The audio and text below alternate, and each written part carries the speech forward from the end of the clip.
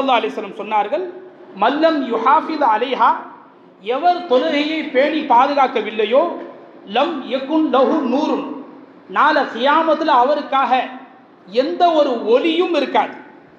வலா புர்ஹான், அவருக்கென்று எந்த ஒரு ஆதாரமும் இருக்காது.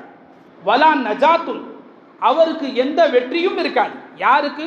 தொழுகையை பேணி பாதுகாக்காதவர். வகான யௌமல் கியாமத்தி, பெருமானார் அந்த ஹதீஸுடைய தொடர்ச்சியில் சொல்கிறார்கள், தொழுகையை விட்ட மனிதர் நாளை கியாமத்தில் வகான யௌமல் கியாமத்தி மா காரூன் ஓ ஃபிர்அவுன வ ஹாமான ஓ உபை இப்னு கலஃப்.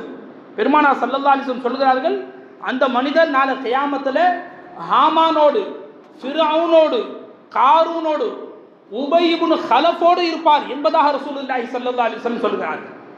தொழுகாத ஒரு நபர் ஃபிர்அவுனோடு இருப்பார் என்று பெருமானார் ஸல்லல்லாஹு அலைஹி வஸல்லம் சொல்கிறார்கள் என்றால், அன்பர்களே, தொழுகை எவ்வளோ உயர்வானது.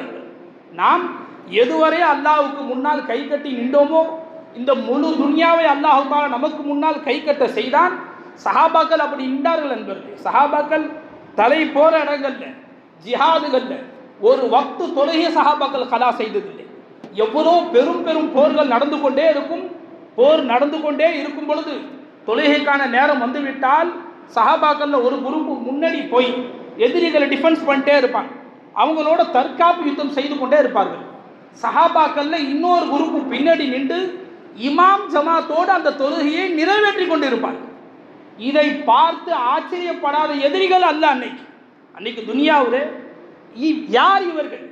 என்ன மக்கள் இவர்கள்?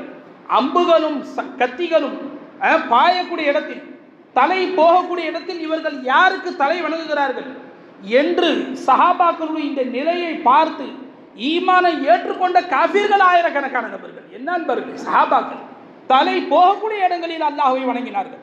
தொழுது கொண்டே இருப்பார்கள். இவங்க தொழுது முடிச்சதோட இந்த படம் முன்னாடி போய் நின்றுக்குவாங்க. ஏற்கனவே சண்டை போட்டுட்டு இருந்தவங்க பின்னாடி வந்து அவங்க ஜமாத்தோட தொழுவாங்க. இப்படியா சஹாபாக்கள் எத்தனையோ ஜிஹாதுகளில், ஒரு சில ஜிஹாத் எல்லாம் இரவு பகலாக ஒரு வாரம் நடந்திருக்கிறது. அந்த ஒரு வாரத்தில் ஒரு வக்து தொழுகை கூட சஹாபாக்கள் கலா செய்ததில்லை. இமாம் ஜமாத்தோடு நிறைவேற்றுபவர்களாக சஹாபாக்கள் இருந்தார்கள். அதனால் அன்பர்களே, எதுவரை அவர்கள் அல்லாஹ் பேச்சு கேட்டாங்களோ, இந்த துன்யாவில் இருக்கிற எல்லா வஸ்துக்களும் அவர்களுடைய பேச்சை கேட்கும்படி அல்லாஹ் செய்தார். அன்பர்களே, அவர்கள் அல்லாஹுவை மதித்தார்கள். அதனால் அல்லாஹு தஆலா இந்த துன்யாவில் இருக்கக்கூடிய வஸ்துக்கள் எல்லாம் அவர்களை மதிக்கும்படி செய்தான். அல்லாஹ் சஹாபாக்களுடைய ஆட்சி